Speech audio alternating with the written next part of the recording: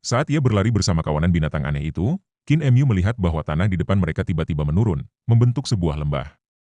Di dalam lembah itu, reruntuhan bangunan kuno berserakan, tampak seperti istana-istana yang hancur, alun-alun yang luas, dan bahkan gedung pencakar langit yang megah. Semuanya terlupakan dan belum tersentuh waktu. Jadi benar-benar ada sisa-sisa peradaban di sini, seru Qin Mu dengan takjub. Di bagian paling depan reruntuhan itu, terdapat sebuah gerbang besar yang menjulang tinggi di pintu masuk lembah. Pilar-pilar marmer yang kokoh membentuk gerbang tersebut, dengan ukiran naga yang dipahat secara indah di permukaan marmer, tampak seperti melingkar menuju langit. Kawanan binatang aneh itu berbalik menuju gerbang, menyerbu masuk ke reruntuhan dengan penuh semangat. Qin Mu tanpa sengaja menatap ke atas, dan kulit kepalanya seketika merasa mati rasa. Kegelapan mulai mengalir turun ke lembah seperti gelombang tinta pekat. Ini dia, teriaknya dalam hati. Kegelapan itu akan segera mencapai gerbang dan menelannya. Seolah-olah mereka juga merasakannya, binatang-binatang aneh yang berlari di samping Qin Mu mulai panik. Mereka menyerbu gerbang dengan lebih ganas dari sebelumnya, menabrak dan menginjak-injak binatang lain yang lebih ceroboh hingga mati. Ini jelas bukan saatnya untuk bersikap tenang dan tertib. Jika mereka tidak mencapai reruntuhan sebelum kegelapan tiba, mereka akan mati dengan cara yang mengerikan. Dengan semangat yang membara, Qin Mu berlari lebih cepat, meraih ekor seekor raksasa yang melesat di depannya. Tanpa menyadari ada manusia yang menumpang di atasnya, raksasa itu melaju cepat seperti gunung hitam yang megah, mendorong ke samping dan menginjak-injak segala sesuatu yang menghalangi jalannya. Beberapa binatang buas yang tertinggal mencoba melompat dan menempel pada ekor raksasa itu, berharap bisa ikut terbawa ke dalam reruntuhan. Saat menggenggam ekor raksasa itu, Qin Mu melihat ke bawah dan menyadari bahwa semua binatang aneh yang sebelumnya terlihat garang kini gemetar ketakutan. Mereka berpegangan erat pada ekor raksasa itu demi keselamatan mereka. Ketika ia menoleh ke belakang, ia melihat kelima pemuda itu mengejar dengan panik, berusaha merebut kembali posisi mereka menuju reruntuhan. Akhirnya, tepat sebelum kegelapan menelan gerbang, raksasa itu berhasil menerobosnya dan melesat masuk ke reruntuhan seperti embusan angin.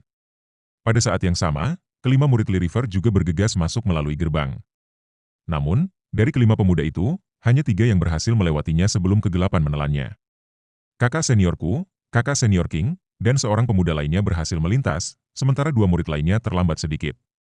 Salah satunya hanya berhasil memasukkan lengannya melalui gerbang, sementara yang lainnya hanya berhasil melintasi separuh tubuhnya. Bagian belakang tubuhnya telah diseret oleh kegelapan. Begitu kakak seniorku berhasil melewati gerbang, dia langsung berusaha menarik kedua adik laki-lakinya yang tertinggal. Dengan cepat, ia menggenggam lengan yang masih tampak di luar, dan menariknya sekuat tenaga, menyebabkan kerangka putih yang mengerikan muncul dari dalam kegelapan. Namun, sebelum kakak seniorku dapat meraih pemuda lainnya, ia terjatuh ke tanah. Darah para murid yang selamat membeku. Daging, darah, dan pakaian masih menutupi sebagian tubuh pemuda itu, namun separuh tubuhnya yang lain telah hilang, dimakan oleh sesuatu yang tidak terlihat dalam kegelapan. Mengapa kegelapan ini ada? Teriak kakak senior King. Apa yang mengintai di dalamnya? Kakak seniorku berusaha keras untuk tetap tenang, menghela napas dengan gemetar. Kematian itu seperti cahaya yang padam. Kedua adik kita tewas dengan berani dan heroik. Mereka jatuh saat mencoba mengalahkan iblis, dikatanya dengan suara penuh kesedihan. Si bocah iblis itu datang ke reruntuhan ini tepat pada saat-saat terakhir, memanfaatkan kegelapan untuk membunuh kita. Dia ada di suatu tempat di reruntuhan ini. Dia tidak akan bisa lolos, karena kegelapan ada di mana-mana, kata pemuda yang selamat dengan amarah yang menggelegar. Mari kita temukan dia. Kita akan membalaskan kematian saudara-saudara junior kita dengan memotong-motong bocah iblis itu. Dia ada di sana, seru kakak senior King, menunjuk ke arah Qin Mu yang melompat dari ekor raksasa itu. Kau masih berani mencoba melarikan diri setelah menyebabkan kematian 2 adik laki-lakiku, dasar iblis kecil. Tuduhan itu membuat Qin Mu merasa kesal. Kalian yang mengejarku tanpa alasan, jawabnya dengan nada kesal. Bagaimana kematian mereka bisa menjadi salahku jika kalian yang memutuskan untuk mengejar aku tanpa henti hingga malam tiba? Aku tidak memprovokasi kalian dengan cara apapun, tetapi kalian mengejar aku dengan tujuan untuk mengambil nyawaku. Bukankah aku yang tidak bersalah di sini? Kakak senior King menggertakkan giginya, marah. Beraninya kau berdebat denganku, dasar iblis kecil. Kau iblis, teriak Qin Mu dengan kemarahan yang memuncak. Nenek dan aku hanya membunuh seekor rusa untuk membuat pakaian dan kau menyebut kami iblis. Kalian membunuh sekawanan rusa, tetapi kau masih berani mengatakan kami iblis dalam situasi ini? Ekspresi kakak seniorku berubah gelap, dan dia melangkah maju. Setan kecil itu pandai membangkitkan keraguan di hati kita. Tidak perlu membuang waktu untuk berbicara, kita hanya perlu membunuhnya. Begitu dia mengatakannya, mereka bertiga bersiap untuk menyerang. Namun, tepat pada saat itu, geraman rendah yang mengerikan menggema di seluruh reruntuhan. Mereka menoleh ke sekeliling, mencari sumber suara itu, dan apa yang mereka lihat membuat hati mereka terkejut. Ratusan ribu binatang aneh berkumpul di seluruh reruntuhan. Beberapa di antaranya bahkan cukup kuat untuk menguasai wilayah mereka sendiri. Setiap binatang menatap ke arah tiga murid yang tersisa dengan tatapan jahat, kilatan kebencian yang jelas terlihat di mata mereka. Menyadari ada sesuatu yang tidak beres, kakak seniorku mundur selangkah. Binatang-binatang di sekitarnya tidak bergerak, seakan menunggu. Qin Mu menyaksikan pemandangan ini dengan takjub. Biasanya, di siang hari, binatang-binatang aneh di reruntuhan besar akan bertempur memperebutkan wilayah dan memburu mangsa. Namun, saat malam tiba, mereka tampak hidup rukun, saling berdamai. Pemandangan yang benar-benar aneh. Mungkinkah makhluk-makhluk ini telah menetapkan aturan yang melarang konflik di sisa peradaban ini? Pikir Qin Mu. Qin Mu berkedip saat pikiran itu muncul di benaknya.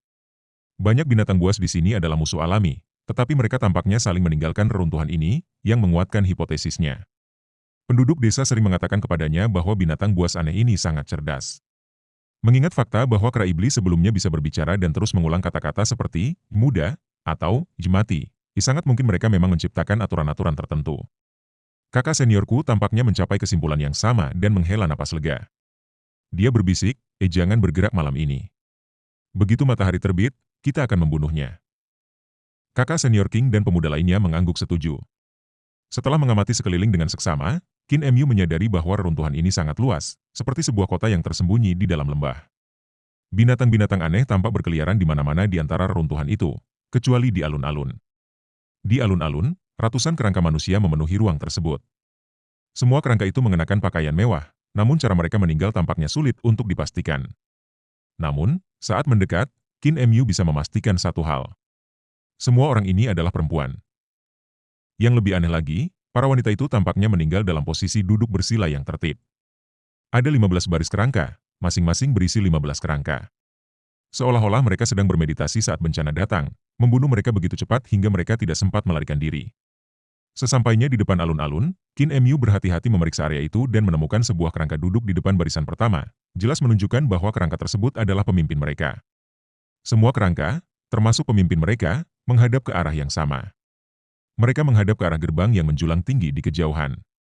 Kakak senior, lihat. Mata kakak senior King berbinar saat dia menunjuk ke kerangka-kerangka di alun-alun. Ada artefak berharga di tangan mereka. Setiap kerangka memegang satu. Kakak seniorku mengikuti arah tunjukannya, dan jantungnya berdebar kencang. Setiap kerangka memegang berbagai artefak, mulai dari pedang harta karun, pengocok ekor kuda, liontin giok, vas tak ternilai, hingga berbagai senjata lainnya. Artefak-artefak ini bersinar terang, seolah baru saja dibuat. Mereka jelas merupakan harta karun yang luar biasa. Namun, artefak yang paling mencolok adalah sebuah mutiara yang mengambang tepat di atas telapak tangan kerangka pemimpin. Kabut samar tampak berputar-putar di dalam mutiara itu. Plaza ini sebenarnya adalah tempat penyimpanan harta karun yang sangat besar. Jika kita bisa mendapatkan harta karun itu, bisik kakak senior King, napasnya mulai tersengal-sengal. Bahkan gudang harta karun milik 5 tetua Sungai Li pun tidak memiliki kekayaan sebanyak ini. Jika mereka bertiga bisa memperoleh harta ini, mereka akan dapat mendirikan sekte mereka sendiri. Tatapan kakak seniorku menyipit dan dia tertawa lega. Surga telah memutuskan untuk memperlakukan kita dengan baik. Kakak kelima, ambil artefak-artefak itu dan bawa kemari. Pemuda itu langsung melakukan perintah kakak seniorku dan berjalan menuju alun-alun. Namun, saat ia melangkah lebih dekat, ia melihat rambut-rambut tanaman ekor kuda berkibar lembut. Tanpa diduga, rambut-rambut itu mulai tumbuh panjang dengan cepat, dan salah satu helainya bergerak mendekatinya, seolah-olah hidup. Helaian rambut itu melingkar seperti ular roh yang sangat tipis, perlahan mengangkat ujungnya untuk memeriksa pemuda itu. Kakak seniorku, suara pemuda itu bergetar saat dia memanggil, tidak berani memalingkan kepala.